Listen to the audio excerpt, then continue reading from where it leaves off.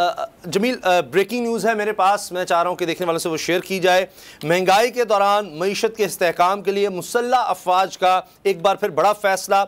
हर जुम्मे का दिन पूरी फौज में ड्राई डे होगा, सिवाय एमरजेंसी के कोई भी सरकारी ट्रांसपोर्ट नहीं। पाक फौज ने मुख्तलिफ एरियाज़ में अपने अवामी अखराजात को कम करने का भी फैसला किया है। यूटिलिटी बिल्स की मद में भी अपने अखराजात को मज़ीद महदूद कर दिया है। अपने ज़ेरे इस्तेमाल डीज़ल और पेट्रोल की खुसूसी बचत के लिए भी नए इक़दाम कर लिए हैं।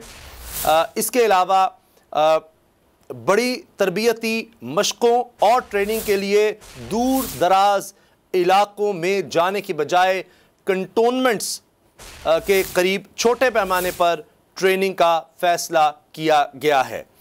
और इसके साथ कहा जा रहा है इससे कौमी ख़जाने की बचत होगी। अवाम पर बजट से बड़े पैमाने पर ये बोझ भी इससे कम होगा। और महंगाई के बावजूद पाक फ़ौज ने अपने दस्तयाब वसाइल में रहते हुए अपने दिफाई ज़रूरियात पूरी करने का अज़्म किया है। सब्सक्राइब करें और बेल दबाएं ताकि कोई खबर रह न जाए।